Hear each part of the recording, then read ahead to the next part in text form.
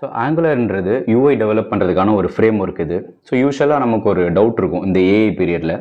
So இப்போ நான் புதுசாக ஏதாவது லேர்ன் பண்ணணும், இல்லை ஒரு லாங்குவேஜ் லேர்ன் பண்ணணும், இல்லை ஃப்ரேம் ஒர்க் லேர்ன் பண்ணணும்னா என்னென்ன படிக்கணும், ஸோ ஏஐகிட்டேருந்தே எல்லாம் வாங்கிக்கலாம் இல்லைன்னு ஒரு ஐடியா இருக்கும், இல்லை ஒரு தாட் இருக்கும் எல்லாருக்கும். So hi everyone, this is Pandu and welcome to coding awareness. இன்னும் நீங்கள் கோடிங் அவேர்னஸ் சேனலை சப்ஸ்கிரைப் பண்ணலாம், சப்ஸ்கிரைப் பண்ணுங்கள். கூடவே அந்த பெல் ஐக்கானை ப்ரெஸ் பண்ணுங்கள். அப்போ தான் நான் எவ்ரி வீக் அப்லோட் பண்ணுற வீடியோ உங்களுக்கு வரும். ஸோ வாங்க வீடியோக்குள்ளே போகலாம். ஸோ ஏஐ வச்சு லேர்ன் பண்ணால் ஸோ ஆங்குலர் எப்படி லேர்ன் பண்ணிக்கலாம், ப்ளஸ் இன்டர்வியூவில் என்னென்ன கொஷின் கேட்பாங்க அப்படின்றதான் பார்க்க போகிறோம். ஸோ ஃபர்ஸ்ட் கொஷின் பார்த்தீங்கன்னா what is angular and why it is used அப்படின்னு பார்த்தோன்னா, ஆங்குலர்ன்றது பார்த்தீங்கன்னா அது வந்து சிங்கிள் பேஜ் அப்ளிகேஷன் சொல்லுவோம். ஸோ அப்படின்னா ஒவ்வொரு வியூஸும் வந்து ரவுட்டிங்னு ஒரு கான்செப்ட் இருக்குது, அந்த ரவுட் பேஸ் பண்ணி தான் அப்டேட் ஆகும். ஸோ என்டையராக வந்து வேறு பேஜ் ப்ரௌசர் வந்து ரிஃப்ரெஷ் பண்ணாது. ஸோ அதுதான் இந்த சிங்கிள் பேஜ் அப்ளிகேஷன் சொல்லுவோம். டூ வே டேட்டா பைண்டிங்னா என்னென்னு பார்த்தோன்னா, யூஸ்வலாக HTML அப்டேட் பண்ணுறது தான் யூஐ பொறுத்த வரையும் ஒரு காஸ்ட்லி ஆப்ரேஷன் சொல்லுவாங்க.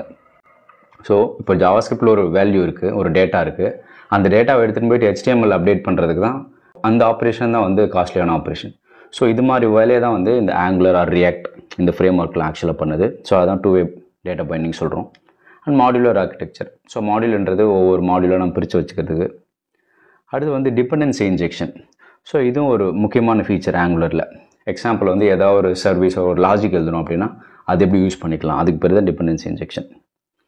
ஸோ இப்போ இது மாதிரி கான்செப்ட் தெரிஞ்சுக்கிறோம். பட் ஏஐலேருந்து நமக்கு என்ன கிடைக்கும் அப்படின்னு பார்த்தீங்கன்னா, ஸோ ஏஐ வந்து நமக்கு என்ன கோட் தேவையோ, இப்போது எனக்கு ஒரு டூ வே டேட்டா பைண்டிங் இல்லை மாடியூல் ஒன்று க்ரியேட் பண்ணி கொடு அப்படின்னா அது க்ரியேட் பண்ணி கொடுக்கும். பட் ஸோ இது மாதிரியான ஆர்கிடெக்சரல் அண்டர்ஸ்டாண்டிங்லாம் வந்து ஸோ நம்ம தான் அண்டர்ஸ்டாண்ட் பண்ணிக்கணும். எக்ஸாம்பிள் அப்போ தான் வந்து இந்த அண்டர்ஸ்டாண்டிங் தான் நம்மளால் கரெக்டாக கோடு என்னென்ன கோடு ஏஐட்டேருந்து வாங்கணும், ஸோ எப்படி அப்ளிகேஷன் பில்ட் பண்ணணுன்றது தெரியும். நெக்ஸ்ட் கொஸ்டின் பார்த்தோன்னா, what are Angular components and how do they interact. So components. So காம்போனன்ட்ஸ்னால் என்னென்னு பார்த்தோன்னா அதுதான் வந்து ஒரு பில்டிங் பிளாக்ஸு.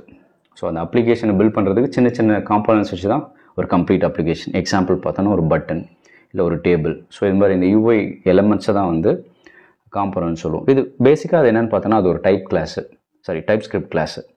ஸோ அந்த டைப் ஸ்கிரிப்ட் கிளாஸில் சில எலமெண்ட்ஸ் இருக்கும். எக்ஸாம்பிள் காம்போனன்ட் நேம், அது ஒரு டெம்ப்ளேட், அதுதான் மெட்டாடேட்டான்னு சொல்கிறது. இந்த காம்போனன்ட் எப்படி இன்ட்ராக்ட் பண்ணும் அப்படின்னு பார்த்தோன்னா, ஸோ இன்புட்னு ஒரு ஈவெண்ட் இருக்குது. ஸோ இதை வச்சு பேரண்ட் இருந்து டேட்டா வாங்கும். அதுக்கப்புறம் அவுட்புட்னு ஒரு ஈவெண்ட். ஸோ இதை வச்சு பேரண்ட்டுக்கு டேட்டாவை சென்ட் பண்ணும் அந்த காம்போனண்ட்லேருந்து. அப்புறம் சர்வீஸ். ஸோ சர்வீஸை வச்சு கூட நம்ம டேட்டா ஷேர் பண்ணலாம். பட் ஏஐயில் எப்படி இது யூஸ் பண்ணலாம் அப்படின்னா, ஏஐக்கிட்டேருந்து என்ன வாங்கலாம் அப்படின்னா, ஸோ நீங்கள் ஒரு காம்போனன்ட் கேட்டிங்கன்னா அது க்ரியேட் பண்ணி கொடுக்கும், எனக்கு ஒரு காம்போனன்ட் கொடுன்னு. ஸோ பட் இந்த கம்யூனிகேஷன்லாம் இருக்குது. எக்ஸாம்பிள் வந்து சர்வீஸ் பேஸ் பண்ணி கம்யூனிகேட் பண்ணலாம், இல்லை அந்த இன்புட் அவுட்புட் டெக்கரேட்னு சொல்லுவாங்க. ஸோ அதை வச்சு கம்யூனிகேட் பண்ணலாம். பட் எதை யூஸ் பண்ணணும், ஸோ நம்ம சினாரியோக்கு ஏற்ற மாதிரி எதை யூஸ் பண்ணணுன்றது நம்ம தான் டிசைட் பண்ணணும் ஆஸ் அ டெவலப்பராக. ஸோ இது மாதிரி அண்டர்ஸ்டாண்டிங் தான் இம்பார்ட்டன்ட். ஸோ அப்படின்னா என்னென்னா இந்த கான்செப்ட் வைஸ் நமக்கு இம்பார்ட்டன்ட். ஸோ உங்களுக்கு வந்து அந்த கோடிங்கோ இல்லை சின்டெக்ஸோ நீங்கள் ஞாபகம் வச்சுக்க தேவையில்லை. பட் அந்த கான்செப்ட் வைஸ் நம்ம ஞாபகம் வச்சுக்கணும். ஸோ தேர்ட் கொஸ்டின் பார்த்தோன்னா, what is Angular's life cycle and why it is important. So ஆங்குலரோட லைஃப் சைக்கிள்னால் என்ன. ஸோ லைஃப் சைக்கிள்ன்றது அந்த காம்போனண்ட் இனிஷியலைஸ் ஆகிறதுலேருந்து ஸோ அது டெஸ்ட்ராய் ஆகிறது வரைக்கும். ஸோ அதுதான் லைஃப் சைக்கிள்னு சொல்லுவோம். ஸோ ஃபஸ்ட்டு வந்து என்ஜிஓ ஆன் இனிட். ஸோ இதில் தான் வந்து ஃபஸ்ட்டு காம்போனண்ட் வந்து இனிஷியேட் ஆகுது. அங்கே வந்து ஏபிஐ கால் பண்ணலாம், ஸோ வேறு ஏதாவது சப்ஸ்கிரைப் பண்ணுறது, ஸோ அது மாதிரி பண்ணலாம். அப்புறம் என்ஜி ஆன் சேஞ்சஸ். ஸோ இதுக்கு முன்னாடி வந்து காம்போனண்ட் இன்புட் பார்த்தோம். ஸோ இன்புட்டில் வந்து காம்போனண்ட்டுக்கு வந்து எக்ஸாம்பிள் ஏதோ ஒரு வேல்யூ கொடுக்கலாம், இல்லை ஒரு லிஸ்ட் ஆஃப் வேல்யூ கொடுக்கலாம். ஸோ அந்த இன்புட்லாம் சேஞ்ச் ஆகும்போது ஏதோ ஒரு ஈவெண்ட் நடக்குமா, அதுதான் இந்த ஈவெண்ட்டு. அடுத்து என்ஜி டெஸ்ட்ராய். ஒரு காம்போனண்ட் வந்து டெஸ்ட்ராய் ஆகும். எக்ஸாம்பிள் ஒரு பேஜ்லேருந்து இன்னொரு பேஜ் யூஸர் நேவிகேட் பண்ணுறாங்க. ஸோ அப்போ அது வந்து டெஸ்ட்ராய் ஆகிடும். அப்போ என்ன கால் பண்ணும், க்ளீனப் லாஜிக், எதாவது அன்சப்ஸ்கிரைப் பண்ணணுமா அதெல்லாம் பண்ணும். ஸோ பட் ஏஐட்டிருந்து என்ன வாங்கலாம் அப்படின்னா, ஸோ இந்த கோடெல்லாம் அது ரைட் பண்ணி கொடுத்துரும். எனக்கு வந்து ஒரு என்ஜி ஆன் சேஞ்சஸ் வேணும், அந்த ஈவெண்ட் எழுதி கொடுனா அது எழுதி கொடுத்துரும். ஸோ பட் அந்த எக்ஸிக்யூஷன் ஆர்டர்னு ஒன்று இருக்குது. ஸோ அதை வந்து நம்ம அண்டர்ஸ்டாண்ட் பண்ணணும். ஸோ டெஸ்ட்ராய்ன்றது எப்போ நடக்கும், காம்போனண்ட் கடைசியாக வேறு பேஜ்னு. இனிஷியேட்ன்றது முன்னாடி நடக்கும், அதுக்கு முன்னாடி என்ஜி ஆன் சேஞ்சஸ் நடக்கும், என்ஜி யூனிட்டுக்கு முன்னாடி. ஸோ இது மாதிரி இன்னும் மல்டிபிள் லைஃப் சைக்கிள் ஈவெண்ட்ஸ் இருக்குது. ஜஸ்ட் ஹை லெவல் தான் நான் இன்க்ளூட் பண்ணியிருக்கேன். ஸோ இது மாதிரி இதெல்லாம் எந்த ஆர்டரில் இருக்கும், ஸோ எதை எப்போ யூஸ் பண்ணணுன்ற அண்டர்ஸ்டாண்டிங் நமக்கு இருக்கணும். ஸோ ஃபோர்த்து பார்த்தோன்னா டிபெண்டன்சி இன்ஜெக்ஷன். ஸோ டிபெண்டன்சி இன்ஜெக்ஷன்னா ஸோ இது வந்து ஆங்குலரில் ஒரு முக்கியமான ஃபீச்சர். ஸோ இது வந்து ஒரு டிசைன் பேட்டர்ன் ஆக்சுவலாக. ஸோ ஒரு லாஜிக் நான் ஆல்ரெடி சொன்ன மாதிரி ஒரு லாஜிக், ஒரு கிளாஸ் லாஜிக்ன்றது ஒரு செப்பரேட்டாக ஒரு கிளாஸில் இருக்கலாம்.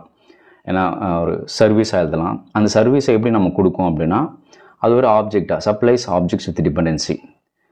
யூஸ்வலாக பார்த்தோன்னா நம்ம காம்பனண்ட்டில் யூஸ் பண்ணிக்கலாம். ஒரு சர்வீஸ் எழுதுகிறோன்னா அது காம்பனண்ட் யூஸ் பண்ணிக்கலாம். ரீயூசபிலிட்டி அண்ட் டெஸ்டபிலிட்டிக்காக எந்த டிபெண்டன்சி இன்ஜெக்ஷன் யூஸ் ஆகுது. ஸோ மல்டிபிள் காம்பனண்ட்டில் ஒரு லாஜிக் எழுதுகிறேன், எனக்கு டேட்டாவை எடுத்துகிட்டு வரணும் ஒரு சர்வரில் இருந்துட்டு.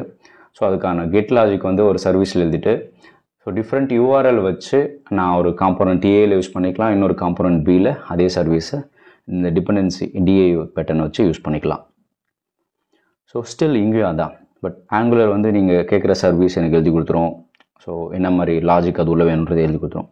பட் இது வந்து டிபெண்டன்சி இன்ஜெக்ஷன்னா அது எப்படி யூஸ் ஆகுது, ஸோ இன்டர்னலாக ஸோ அது எப்படி நமக்கு ப்ராப்ளமை சால்வ் பண்ணுது. ஸோ ஒரு கிளாஸு அந்த கிளாஸை எப்படி இன்னொரு காம்போனன்ட் கிளாஸு அதில் யூஸ் பண்ணுறோம். ஸோ அது எப்படி நம்மளோட ஒர்க்கை கம்மி பண்ணுறது தான் இந்த அண்டர்ஸ்டாண்டிங். இது டிசைன் பேட்டர்ன் வச்சு ஒரு ஆப்ஜெக்டாக கொடுக்குது. ஸோ இது மாதிரி அண்டர்ஸ்டாண்டிங் நமக்கு வேணும். ஸோ அடுத்து பார்த்தோன்னா what is RxJS, how does it help in Angular application. So RxJSன்றது ஒரு செப்பரேட் லைப்ரரி, பட் அது ஆஸ் பார்ட் ஆஃப் ஆங்குலரோட இருக்குது. ஸோ அப்படின்னா இது வந்து users observables for event driven programming. So இது வந்து ஒரு ஈவென்ட் ட்ரிவன் ப்ரோக்ராமிங். அப்படின்னா யூஸ்வலாக ஜாவா ஸ்கிரிப்டில் வந்து ரெண்டு இருக்குது, அசிங்க்ரனஸ் இருக்குது, சிங்க்ரனஸ் இருக்குது. இப்போ நம்ம எழுதுகிற ஃபங்க்ஷன் எல்லாமே மோஸ்ட்லி சிங்க்ரனஸாக இருக்கும், 1 by 1 எக்ஸிக்யூட் ஆகும். அசிங்க்ரனஸ்னால் இந்த ஈவெண்ட்ஸ் ஆன் கிளிக்கு இல்லை ஏபிஐ கால் அஜாக்ஸ்னு சொல்லுவாங்க, அந்த ஏபிஐ கால்ஸ் எல்லாம் அசிங்க்ரனஸ். ஸோ இதெல்லாம் ஹேண்டில் பண்ணுறதுக்கு ஆக்சுவலாக கால் பேக் வச்சு தான் ஹேண்டில் பண்ணுங்க இதுக்கு முன்னாடி. அப்புறம் ப்ராமிஸ் இருக்குது, அது அதிகமாக யூஸ் பண்ண மாட்டோம். பட் அது ஸோ நம்ம இம்ப்ளிமெண்ட் பண்ணோம் லாஜிக்லாம், ஸோ மல்டிபிள் லாஜிக். ஸோ இந்த RxJS அதை சிம்பிளிஃபை பண்ணுது ஈவென்ட் ட்ரிவன் ப்ரோக்ராமிங். ஸோ ஏதாவது ஒரு ஈவெண்ட் பேஸ் பண்ணி தான் ஒரு விஷயம் நடக்கணும். ஸோ அப்படின்னா தான் இந்த இந்த RxJS யூஸ் ஆகும். ஸோ இதை எப்படி ஆங்குலரில் யூஸ் பண்ணியிருக்கோன்னா இன்டெகிரேட் ஆகிருக்குன்னா ஏபிஐ கால்ஸுக்கு இந்த HTTP கிளைன்னு ஒரு சர்வீஸ் இருக்குது, அது ஆங்குலரில் டிஃபால்ட்டாக இருக்குது. ஸோ அதை யூஸ் பண்ணி நம்ம அந்த ஏபிஐ கால்ஸ் யூஸ் பண்ணலாம். அப்புறம் யூசர் இன்ட்ராக்ஷன்ஸ். ஸோ இதை ஆல்ரெடி சொன்ன மாதிரி ஈவெண்ட்டு, ஸோ யூசர் இன்ட்ராக்ஷனுக்கு ஸோ நம்ம இதை யூஸ் பண்ணலாம். அடுத்து ஸ்டேட் மேனேஜ்மெண்ட். ஸ்டேட் மேனேஜ்மெண்ட்னா ஸோ பிஹேவியர் சப்ஜெக்ட் இல்லை NGRXன்னு ஒரு செப்பரேட் லைப்ரரி இருக்குது அதுக்குன்ட்டு ஆங்குலருக்குன்ட்டு. ஸோ அதை யூஸ் பண்ணலாம். ஸோ இதை யூஸ் பண்ணி நம்ம ஒரு அப்சர்வபிள்ஸ் பேஸ்டு சப்ஸ்கிரைப் பண்ணிவிட்டு ஸோ அந்த ஈவெண்ட் பேஸ்டு ப்ரோக்ராமை இதை ஹேண்டில் பண்ணலாம். ஸோ ஸ்டில் ஏஐ கிட்ட நீங்கள் அப்சர்வபிள் எழுதி கொடுக்கணும் எழுதி கொடுக்கும், இல்லை ஏபிஐ கால் எழுதி கொடுக்கணும் எழுதி கொடுக்கும். பட் ஸ்டில் நம்ம இந்த அப்சர்வபிள்ஸும் இல்லை ப்ராமிஸ் யூஸ் பண்ணோம்ன்றது நம்ம தான் டிசைட் பண்ணோம் ஆக்சுவலாக பார்த்தோன்னா. ஸோ நெக்ஸ்ட் கொஸ்டின் வந்து what is lazy loading and why it is important. So இந்த லேசி லோடிங் அப்படின்னா எதில் வரும்னு பார்த்தீங்கன்னா இது ரவுட்டிங்கில் வரும். ஸோ லேசி லோடிங் வந்து என்ன ஆகும்னா பெர்ஃபார்மன்ஸ் இம்ப்ரூவ் பண்ணும் இது. ஸோ எப்போ தேவையோ அப்போ தான் அந்த மாடியூலை லோட் பண்ணும், அதுதான் லேசி லோடிங்ன்றது. So it is implemented using load children in routing. So ரவுட்டிங்னா என்னென்னு பார்த்தோன்னா ஹை லெவலாக ஸோ ரவுட்டிங்ன்றது ஒவ்வொரு பேஜுக்கு நேவிகேட் பண்ணுறது எப்படி, ஸோ காம்பனண்ட்டையோ இல்லை மாடியூலையோ ஸோ எப்படி லோட் பண்ணுறது.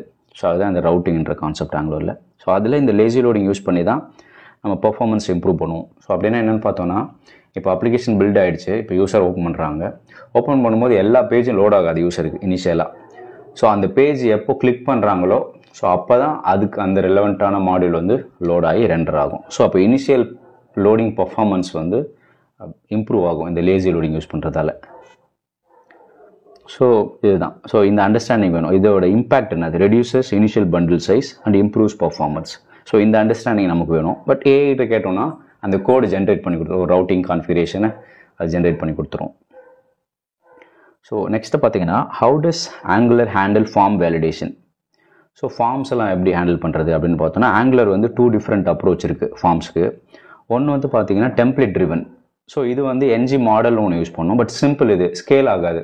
ஸோ எக்ஸாம்பிள் ஒரு கம்மியான ஃபார்ம் இருக்குது, பெருசாக அதை லாஜிக் இருக்க போகிறது இல்லை, மல்டிபிள் ஃபார்ம்ஸ் வர போகிறது இல்லைன்னா நீங்கள் இதை ஸ்ட்ரெயிட் ஃபார்வர்டாக போகலாம். ஸோ டெம்ப்ளேட் ட்ரிவன் தான் இது. ஸோ இது ரியாக்டிவ் ஃபார்ம்ஸ். அப்படின்னா இது வந்து கண்ட்ரோல் ஃபுல்லாக டைப் ஸ்கிரிப்டில் இருக்கும். ஸோ டெம்ப்ளேட் ட்ரிவன்றது HTML இருக்கும்.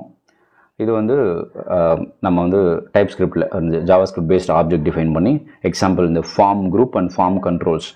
ஸோ ஃபார்ம் குரூப்புக்கு ஒரு ஃபார்ம் டிஃபைன் பண்ணுற மாதிரி ஃபார்ம் கண்ட்ரோல்ன்றது ஒரு கண்ட்ரோலும் ஒரு வித்தின் ஃபார்முக்குள்ளே, எக்ஸாம்பிள் ஒரு நேம் இருக்கலாம், email ID, phone number. So அது மாதிரி ஒவ்வொன்றுத்துக்கும் இந்த ஃபார்ம் கண்ட்ரோல் டிஃபைன் பண்ணி அதுக்கான வேலிடேஷன்ஸ், ஸோ என்ன ரெக்எக்ஸா இல்லை ரெக்வர்டா, அது மாதிரி வேலிடேஷன்ஸ் வச்சு நம்ம ஹேண்டில் பண்ணலாம்.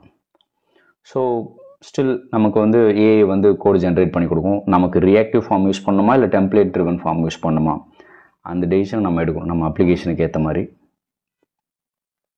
ஸோ நெக்ஸ்ட் பார்த்தோன்னா what is angular routing and how to you implement routing card. So already நம்ம ஹை லெவலாக பார்த்த மாதிரி ரவுட்டிங்ன்றது ஸோ நேவிகேஷன்ஸ்க்காக யூஸ் ஆகுது டிஃப்ரெண்ட் வியூஸ்க்கு. ஸோ அது எப்படி பண்ணணும்னா இந்த ரவுட் மாடல்னு ஒன்று இருக்குது. ஸோ அந்த ரவுட்டர் மாடல் வச்சு தான் கான்ஃபிகர் பண்ணும் ஒவ்வொரு ரவுட்டிங்கு, இந்த நேம் ரவுட்டிங்க்கு. ஸோ அதோட யூஆர்எல் ப்ளஸ் இந்த காம்போனண்ட்டோ இல்லை மாடியூலோ என்னன்றது போடுவோம். Routing cards. ஸோ ரவுட்டிங் கார்ட்ஸ்னால் அப்படின்னு என்னென்னு பார்த்தோன்னா எக்ஸாம்பிள் வந்து இந்த ஆக்சஸ் பேஸ்டு அப்ளிகேஷனில் ஸோ இந்த யூஸருக்கு இந்த பேஜ் ஆக்சஸ் பண்ணணும், ஸோ இந்த யூஸருக்கு சில பேஜ் ஆக்சஸ் பண்ண முடியாது, அது மாதிரி ரெஸ்ட்ரிக்ஷன் இருக்கும் ஆக்சஸ் பேஸ்டு. அப்போ நம்ம என்ன பண்ணணும்னா அந்த ரவுட்டிங்கில் தான் அந்த ஆக்சஸ் இந்த can activate and can deactivate அப்படின்ற ஒரு கிளாஸை வச்சு தான் நம்ம ப்ராப்பர்ட்டியை வச்சு தான் ஹேண்டில் பண்ணணும். ஸோ ரவுட்டில் வந்து கேன் ஆக்டிவேட்னு போட்டோன்னா ஸோ அது சில லாஜிக் அந்த ஆத்தென்டிகேஷன் லாஜிக் அங்கே கொடுத்தோன்னா ஸோ அந்த யூஸர் வந்து இது ஆக்சஸ் பண்ணலாமா அப்படின்னு கொடுப்போம். டீஆக்டிவேட்னா ஸோ அந்த பர்டிகுலர் யூஸருக்கு வந்து அது ஆக்சஸ் பண்ண முடியாது, டீஆக்டிவேட் பண்ணலாம். ஸோ இது மாதிரி தான் அந்த ஆக்சஸ் அந்த பர்டிகுலர் பேஜோ இல்லை பர்டிகுலர் காம்போனண்ட்டோ ஸோ யூஸருக்கு ஆக்சஸ் இருக்கா இல்லையான்றதை ஒரு லாஜிக் டிசைட் பண்ணி இதை வந்து ஆக்சஸோ இல்லை ரெஸ்ட்ரிக்டோ பண்ணணும்.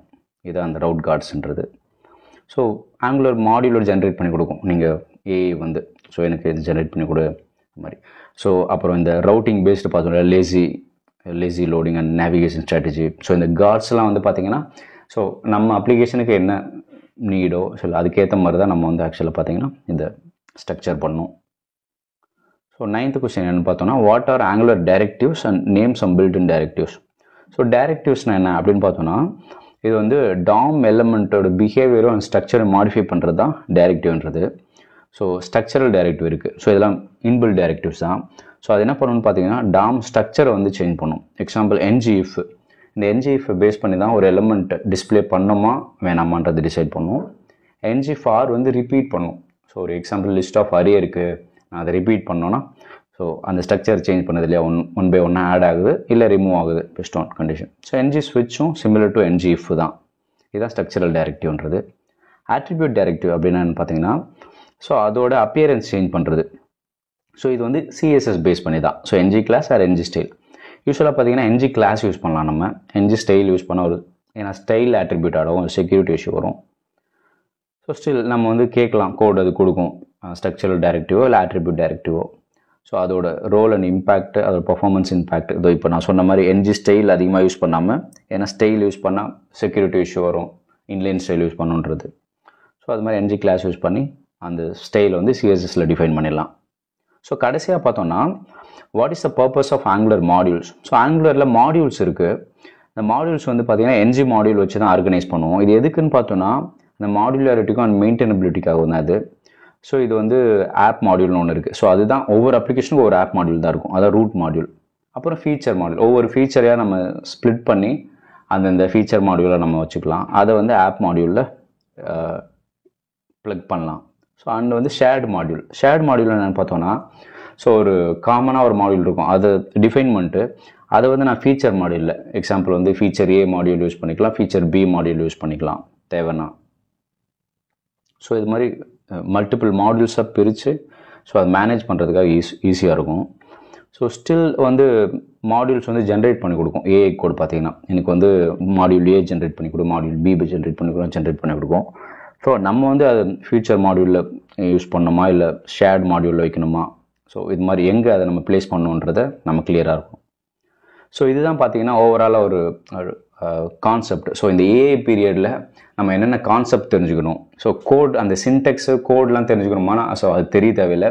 பட் என்னென்ன கான்செப்ட் இருக்குது, இது வந்து ஆங்குலர் மட்டுமானு கேட்டிங்கன்னா கிடையாது. ஸோ எல்லா யூஐக்கும் இதுதான் பேசிக் கான்செப்ட். ரவுட்டிங் இருக்கும், ஸோ மாடியூல் இருக்கும், ஸோ காம்போனன்ட் இருக்கும். ஸோ இது மாதிரி இந்த காம்போனன்ட் கம்யூனிகேஷன்ஸ், ஸோ இதெல்லாம் வந்து பேசிக் ஆக்சுவலாக concept for building a UI application.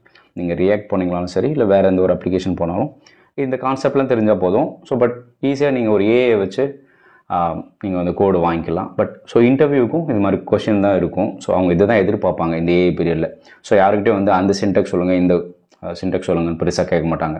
So concept wise தான் இருக்கும். மேபி சின்ன கோடிங் மேபி ஒரு பேசிக்காக நீங்கள் ஜஸ்ட் எக்ஸ்பிளைன் பண்ணிங்கன்னா போதும். ஸோ இப்படி தான் இருக்கும். ஸோ உங்களுக்கு இந்த வீடியோ யூஸ்ஃபுல்லாக இருந்திருக்குன்னு நினைக்கிறேன். யாருக்கு யூஸ்ஃபுல்லாக இருக்குமோ அவங்களுக்கு ஷேர் பண்ணுங்கள். கோடிங் அவேர்ஸ் சேனல் சப்ஸ்கிரைப் பண்ணுங்கள்.